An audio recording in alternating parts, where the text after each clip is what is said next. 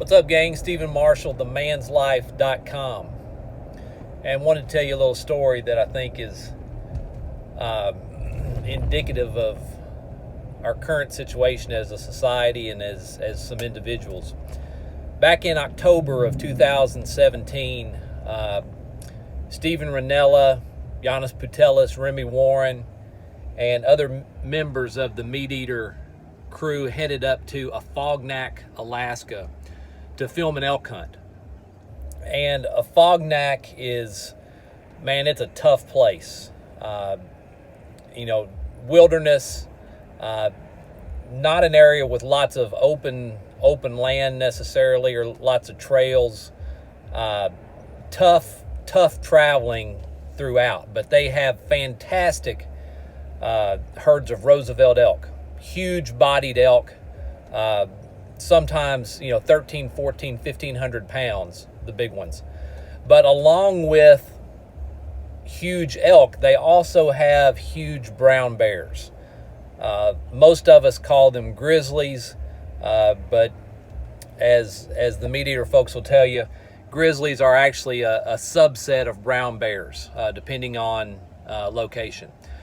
So on their hunt in Afognak, despite very difficult conditions, lots of rain, and with rain comes mist and fog, which makes hunting difficult, they end up being successful.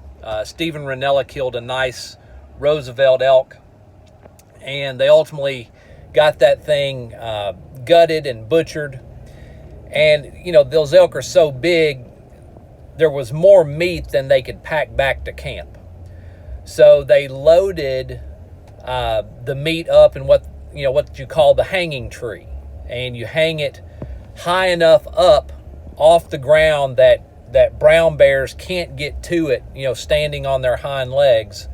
And you put it far enough out from the base of the tree that they can't climb up and shimmy out to it.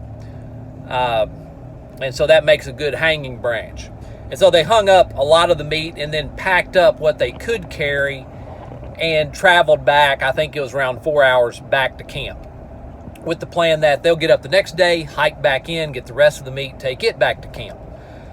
And so they did that. The next day they ended up hiking back in another 4 hours or so back to the hanging tree. And excuse me, the danger in brown bear country is always that a bear is going to claim the kill.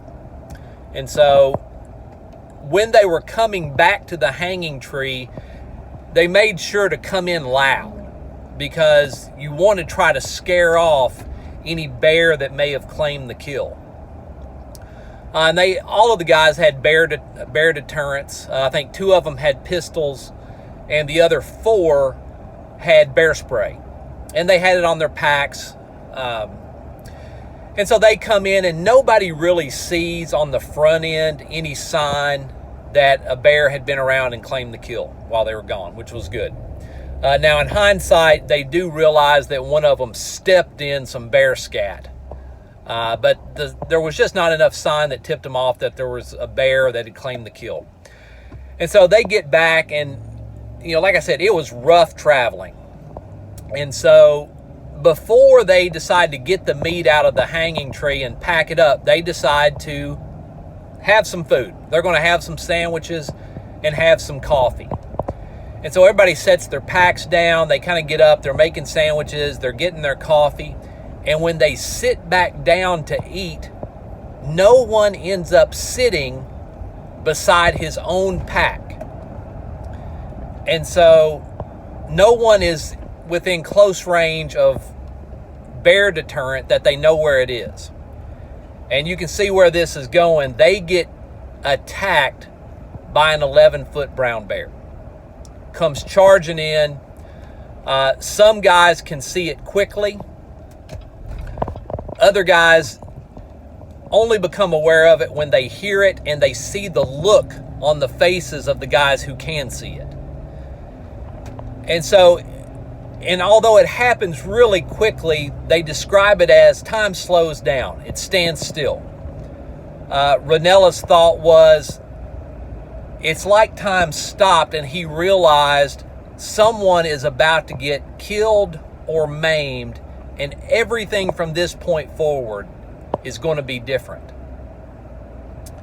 And so whether, our thoughts speed up or whatever, those are the thoughts that are going through their minds. And as the bear busts through, everybody had kind of a different reaction. Some are trying to dive out of the way. Giannis Putelis grabs a trekking pole that was beside him and just nails the bear with it. Remy Warren says he did a football juke move. And one of the other film members, Dirt Myth, actually ends up on the back of the bear, gets knocked onto the back of the bear as it's taking off.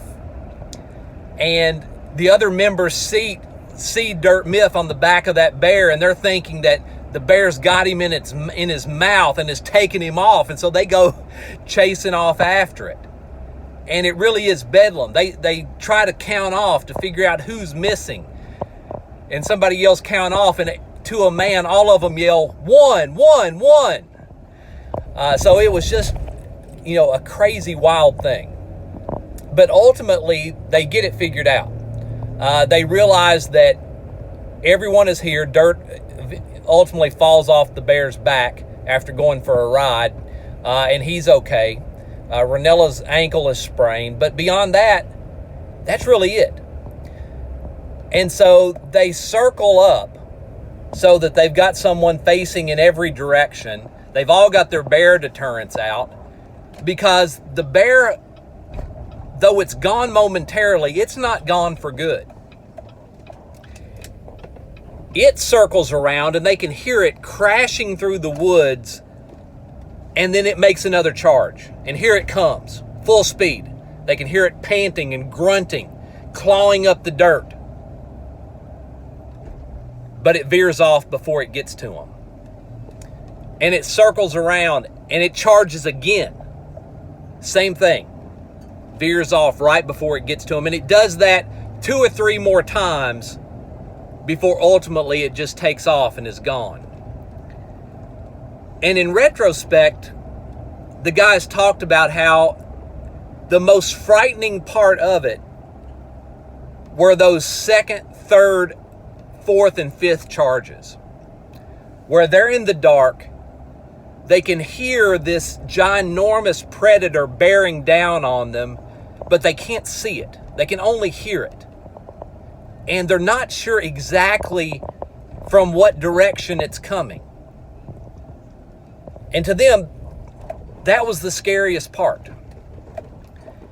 And that reminds me a lot of where we find ourselves now. We've got a virus that's out there, and we can't see it, but we know it's bearing down on us. Okay, every day, new cases being confirmed.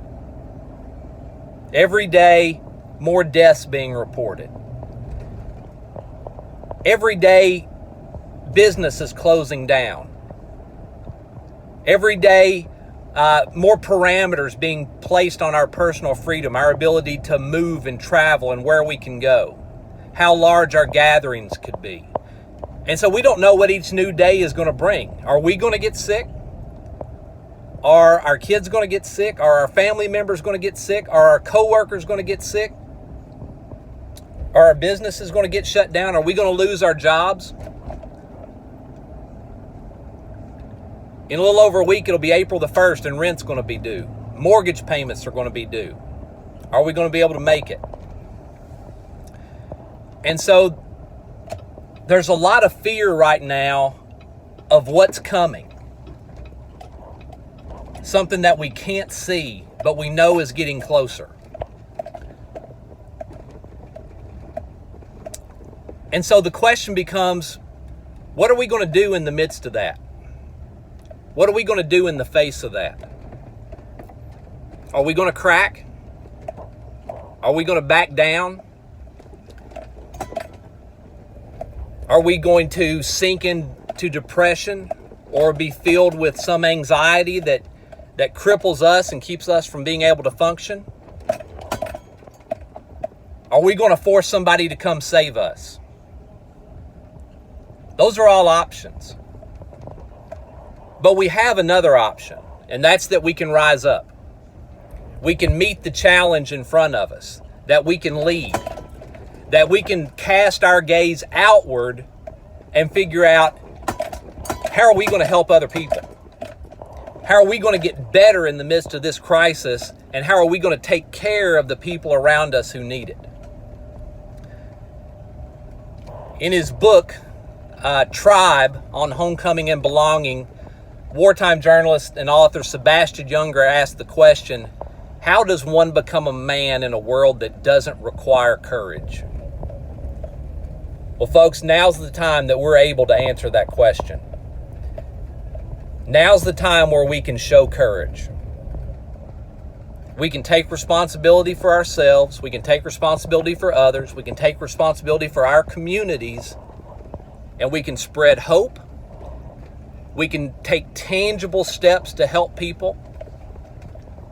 We can run errands. We can get groceries. We can have phone calls and Skype sessions and Zoom meetings.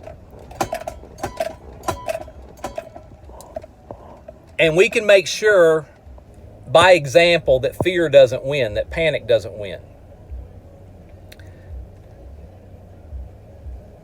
People will always choose unhappiness over uncertainty. If there's a bad thing that they can be certain of, they'll choose that over uncertainty, because uncertainty scares us to death. And that's where we are right now, is stuck in uncertainty, because we don't know what's coming next. Just like those 6 guys who were huddled around, not knowing where that bear was going to come from and when it was going to come. That's where we find ourselves. And we can either rise up or we can shrink down. Crisis reveals who we are. And right now we can rise to the occasion and reveal that we are courageous. Reveal that we're strong. Reveal that we're tough. That's what I intend to do. That's what I've seen tons of people doing. And that's what I want to challenge you to do. That's the man's life. Let's build it together. Godspeed.